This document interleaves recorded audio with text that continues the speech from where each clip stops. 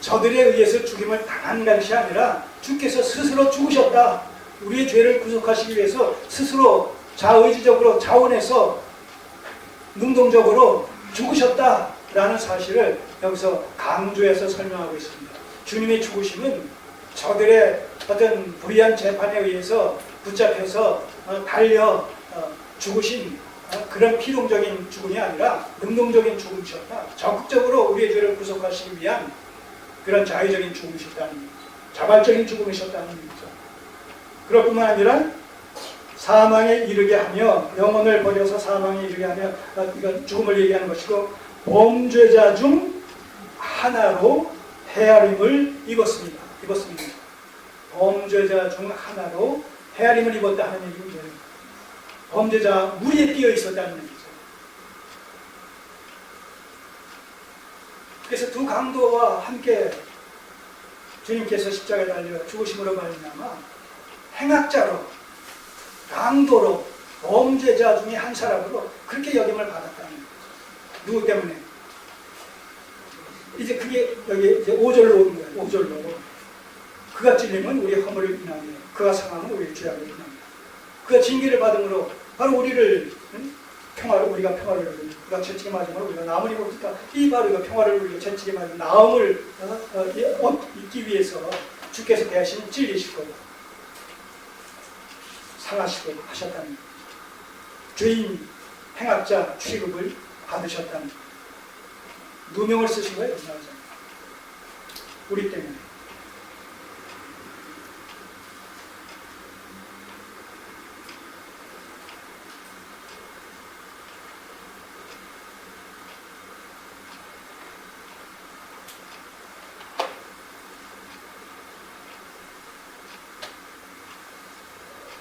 그런 생각 안 드십니까? 왜 예수님께서 십자가에 달려 죽으시는데 두 강도와 함께 십자가에 달려 죽게 하셨을까? 왜 두 강도가 함께 거기에 그 죽음의 좌우에서 동참을 하고 있나? 그 중에 하나가 뭐예요? 그 이유 중에 하나가 이사야 53장의 이 말씀의 성취를 위해서랍니다. 이미 예언된 그 말씀의 성취를 위해서. 근데 그 정황을 보게 되면 그것이 우연한 사건처럼 그렇게 진행되어진 것이죠. 역사 속에서는. 네. 때마침 그 두 강도가 단순한 강도가 아니라 정치범이죠. 말하자면. 그런 그 강도한 정치범을 주로 이제 십자가형에 처했었던 것인데, 그냥 그 시점에서 이 두 사람이 함께 이미 재판을 받고 그런 십자가형의 선고를 받은 상태였을지 모르겠어요. 어쨌든 그렇게 시간적으로, 시기적으로 맞아떨어짐으로 말미암아 함께 더불어서 십자가에 달려 죽임을 당하는 그런 그 상황이 빚어졌다는 것이죠. 그런데 결과를 보게 되면, 그 내막을 보면 창세전 700년 전에 이사야의 예언을 통해서 주님께서, 메시아께서 어떤 죽음, 고난의 종으로 오실 메시아께서 어떤 죽음을 당하실 것인가 라는 것을 이렇게 예언을 해놨는데, 그 예언이 그런 식으로 성취가 되었다는 것이죠. 여기서 우리는 하나님의 역사가, 구속사가 세상 역사를 방편삼아 진행되어지는 모습을 보게 되는 것이고, 세상 역사의 본질이라는 것이 궁극적으로 하나님의 구속사라는 사실을 또 보게 되는 것이고, 그러므로 말미암아 역사의 주관자가 하나님이시라는 사실을 여기서 우리는 생생하게 목격하게 되는 것이고, 그 원리는 오늘 21세기 이 현실 속에서도 그대로 적용되어진단 말이죠. 트럼프가 어떻고, 누구예요? 김정일? 김정은. 김정일은 생각나는데 김정은은 갑자기 또 생각이 안 나요. 김정은이 어떻고, 시진핑이 어떻고, 푸틴이 어떻고, 아베가 어떻고 라고 할지라도 결국 뭐예요? 하나님께서 하나님의 구속사를 성취시켜 나가시는 일에 이들이 다 뭐예요? 세상 역사에 등장하는 인물로서 하나의 도구로 사용되어질 뿐이라는 거예요. 구약의 역사 속에서 느부갓네살, 바빌론의 느부갓네살 왕, 이스라엘을 중심으로 진행되어지는 하나님의 구속사의 도구로 사용되어지지 않습니까? 페르시아의 왕, 그 시대에 네로라 하는 이런 제국의 왕들이 다 하나님의 선하신 목적의 하나의 수단과 방편과 도구로 사용되어진 것을 우리가 보게 됩니다.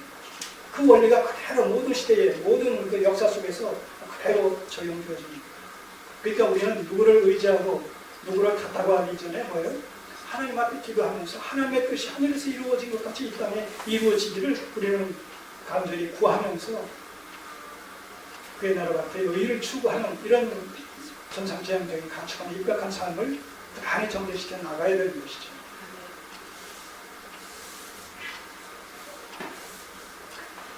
자, 그랬을 뿐만 아니라 두 강도의 이 십자가형과 더불어서 예수 그리스도와 함께 거기에 그들이 달렸다라고 했을 때 이 이사야서의 이 예언의 말씀의 성취일 뿐만 아니라 또 뭐예요?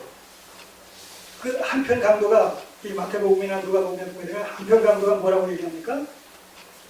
주님을 처음에는 두 강도가 함께 더불어 예수님을 비난합니다. 그러다가 시간이 지나감에 따라 한편 강도가 거기서 회심을 하게 되죠. 회개를 하게 되죠. 예수님의 진정한 모습을 거기서 보게 되는 겁니다. 그러므로 말미암아 우리는 마땅히 우리가 행한 바에 의해서 죽을 수밖에 없지만 이 사람에게는 거짓이 없다. 그러면서 예수여 오늘 나를 구원해 달라고 그랬을 때 주님이 뭐라고 그래요? 오늘 네가 나와 함께 나중에 이르게 될 것이다. 그때 오늘이라는 것은 날짜로 오늘이라는 얘기가 아니라 즉각적으로 어떤 즉각성을 얘기합니다. 어쨌든 그 사건을 통해서 한편 강도는 예수님으로 말미암아 예수님에 대한 신앙 고백을 통해서 구원받게 되죠. 그렇기 때문에 이 두 강도가 예수님과 함께 못 박혀 십자가에 달려있는 그 상황을 통해 가지고 무엇을 지금 어떤 그 의도를 가지고 그런 상황이 연출되고 있느냐라고 했을 때 바로 그 강도의 한편 강도의 회심을 통해서 예수 그리스도의 정체성이 거기서 객관적으로 드러나고 있단 말이죠. 곧 예수 그리스도는 누구다? 사도 요한이 요한복음을 쓰게 된 동기에 그 적합한 바로 이 예수께서 하나님의 아들 그리스도이심을 믿게 하기 위한 바로 그 예수 그리스도는 그리스도다, 메시아다 라는 하나님의 아들이다 라는 사실이 이 한편 강도의 신앙 고백을 통해서 거기서 객관적으로 드러나는 말이죠. 그럴 뿐만 아니라 오늘 네가 나와 함께 나군에 이를 것이다 라는 말씀을 통해서 누구든지 예수 그리스도를 믿게 되면 행함이 아니라 믿게 되면 즉각적으로 죄사함을 받고 구원함을 받는다 라는 이 복음의 핵심적인 주제가 거기서 다시 한번 드러나게 되는 거죠. 그러니까 이 두 강도와 함께 주님께서 달리셨다. 주께서 달리실 때 두 강도가 함께 달렸다. 이 두 강도가 달린 이 사건에 담긴 구속사적인 의미를 우리가 그냥 평범하게 우연의 일치로서 세속적인 세상적인 어떤 역사적 관점에서 우연의 일치로 일어난 사건으로 그렇게 치부해서는 아니 되겠다는 얘기죠. 하나님의 말씀을 하나하나 이루는 것으로서의 그런 상황 전개를 우리가 생생하게 목격하게 됩니다. 참 우리는 이런 것을 보면서 하나님께서 살아계시고 약속하신 것을 때가 찰 때 반드시 성취하시는 것을 통해서 역사의 주관자가 되신다는 사실을 너무나 분명하고 확실하게 확인할 수 있지 않습니까?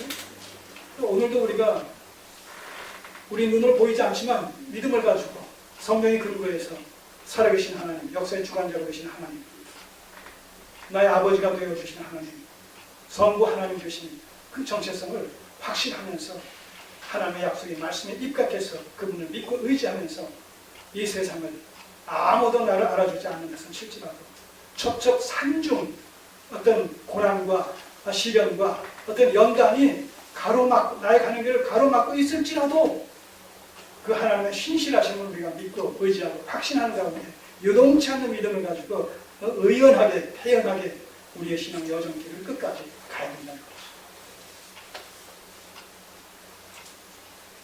그렇지 않겠습니까? 그래야 되지 않겠습니까?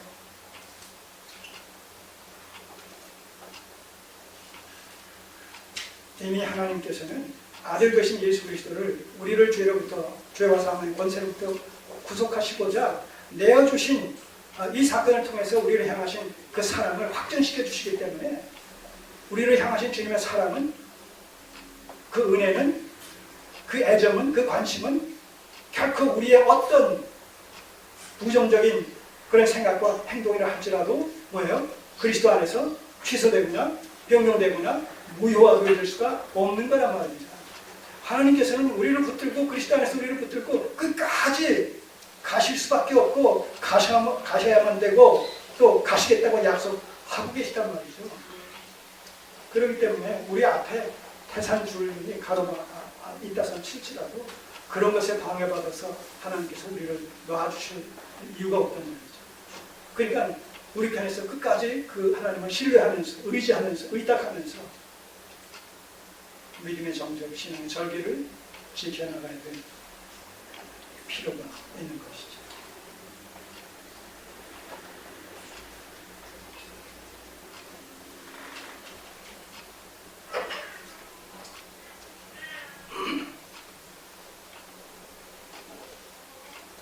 다음편에 십자가에 달린 강도 사건, 주님과 함께 달린 이 두 강도의 사건, 결코 우연의 사건이 아니란 사실을 다시 한번 오늘을 통해서 정리해 주시기 바랍니다.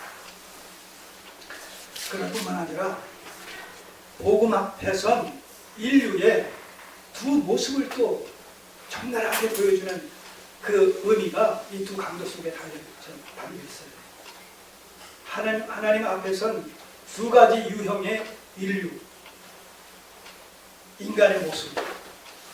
결국 마가복음 16장 15절 16절에 보게 되면 뭐예요? 복음이 전해지게 되면 어떤 반응이 나타나요? 두 가지 반응이 나타나요. 모든 인간들 앞에서 두 가지 반응. 한 사람은 뭐예요? 믿는 자와 한 사람은 믿지 않는 자가 나타납니다. 주님 앞에 두 강도가 같이 험담을 하다가 한 사람이 주님의 진정한 모습을 발견하고 회개하고 주님을 영접합니다. 한 사람은 끝까지 부인합니다. 네가 그리스도냐? 그러면 너도 살고 우리도 좀 십자가에서 내려달라. 이렇게 조롱합니다. 그 가운데서도 조롱합니다. 불신하는 사람과 또 신앙하는 사람, 두 종류의 사람을 우리는 보게 됩니다.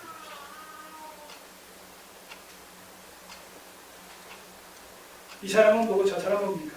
두 강도 중에 다 똑같은 사람 아니겠어요?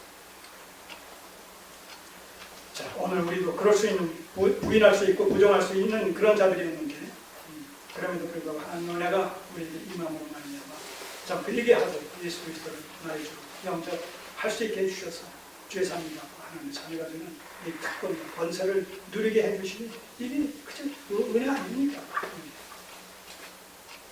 아무리 고백해도 아무리 반복해도 담이 없고 부족함이 없는 그 고백,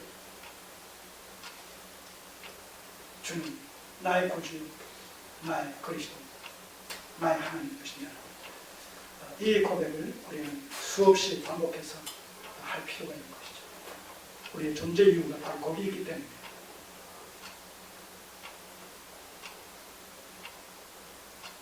자, 19절 보세요. 로마 요한복음. 빌라도가 십자가에 달리신 예수 그리스도의 그 십자가 위에 패를 써서 죄패, 이걸 죄패라고 합니다. 죄패. 무슨 죄를 졌다 하는 그 죄의 항목이, 죄목이 거기 쓰여진 거예요. 죄패를 써서 십자가 위에 붙이니 뭐라고 썼느냐? 나사렛 예수 유대인의 왕이라 기록되었다. 좀 비아냥거린, 조속기 어린 그런 얘기죠. 그런 표현입니다.